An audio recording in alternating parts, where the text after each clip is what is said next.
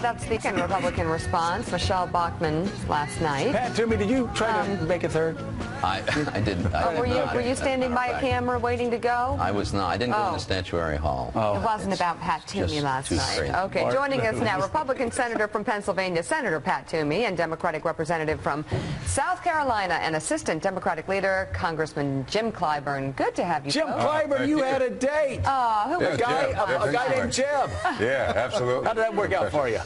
Very well. You know, I have been sort of advising that we ought to be a little more civil on the floor.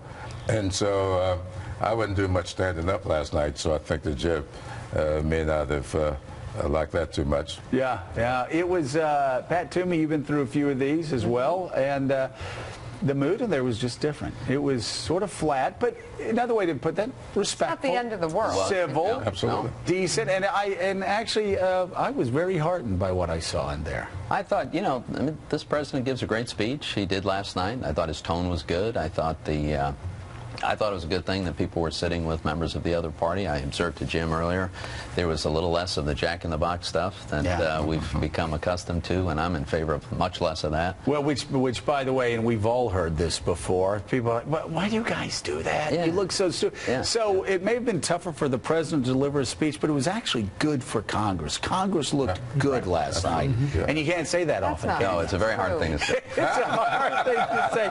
So let's talk about specifics. We heard Jim Clyburn last night, coverage on NBC News, talking about how the numbers may not have added up. No. Well, I don't think the speech was intended for that. That's what the budget is for. That will be coming up, and he made it very clear that in this budget, he will be laying out exactly how he thinks we ought to move on the things we talked about last night. But I think that he laid out some parameters for us to look at. He made it very clear that we've got to cut spending, but we must not do it on the backs of the vulnerable. Now, a lot of people want to hear the word poor, but the fact is he did use the word vulnerable, and it means the same thing to me.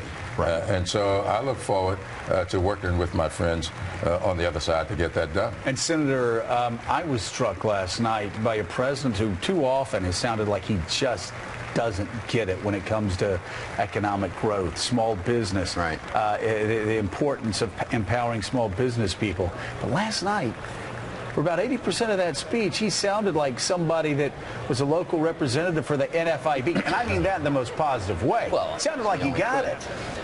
It did, and I will say there were a lot of specifics in his speech that give openings for Republicans to work with. Give some good examples. I would say consolidating government, court reform, streamlining and simplifying the tax code, new trade agreements, banning earmarks. You know, these are things that Republicans have championed for a long time. So if the president's willing to follow through on this, I think you'll find cooperation. And in that, Pat, isn't that politically a good, I mean, weren't there some effective chess moves made in this speech? I think the president is politically positioning himself away from Pelosi and Reid and what appears to be the left wing of the Democratic Party. And he sounds like a moderate Republican, quite frankly, a rhino. I know, but I think really I understand all the time. You say you know. That can't make you feel good. Is he I was just using your office now. Stuff in there. So is he sounding like a moderate Republican, a moderate pro-business Republican? He sounds like a pro-business Democrat to me. And moderate Republicans, moderate Democrats, who knows what the difference may be. In fact, it was George Wallace, it ain't a dime's worth of difference, isn't it? Yeah, not a dime's worth of difference. And let me just say, when Jim Clyburn is quoting George Wallace to defend Barack Obama, things have gotten pretty bad for Democrats. They've spiraled out of control. Well, we've got a big tent here. But look, I've been saying that people are now seeing that President Obama that we all anticipated from the campaign. He came into office reacting to a crisis, and you really can't be your creative self when you got to respond to a crisis. Now, that's behind us.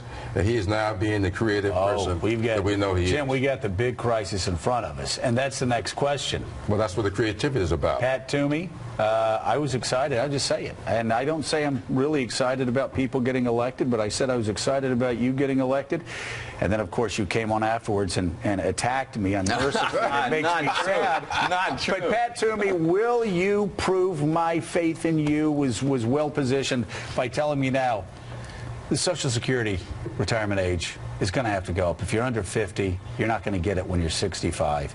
That Medicare spending has to slow down, maybe flatten out at 4 or 5% per year. Pentagon spending's going to have to be cut. That we're not going to balance the budget by cutting education, IT, and infrastructure. Those categories are not big enough to get the job done. It's true. I have always said that the Pentagon cannot be sacrosanct. We've got to look, there's a lot of waste there. They will be the first to acknowledge that they're forced to buy things by Congress that they don't even want to buy. That's ridiculous, right? Is insane. On Social Security, I dedicated a whole chapter to the book that I published a year ago calling for profound reform of this program for young people. And that puts us on a sustainable fiscal And that includes the retirement age going up. It doesn't have to. No. That's one of the things you could put in the mix. You don't have to. And there are a lot of ways you can do it, but you do have to address some of the fundamentals. The health care side of things, absolutely. I think states need to have a lot more flexibility with Medicaid, for instance. Yeah. So there's... You're right. The discretionary spending, and by the way, the president does worry me that he still wants to spend a lot of money. He's calling it investment now, but that means spending. And Jim, that's what they call the stimulus bill.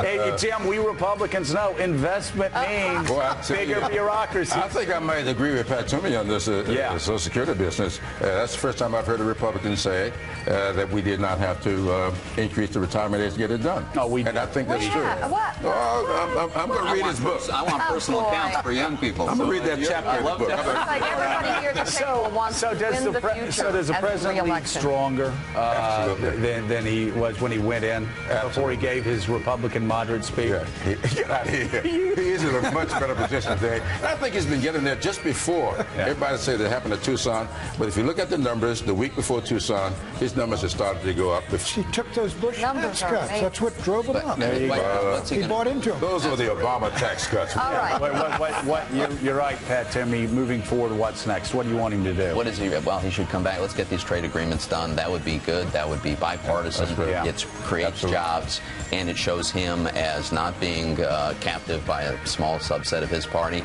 That'd be a good start. Okay. Senator Pat Toomey and Representative James Clyburn, thank you.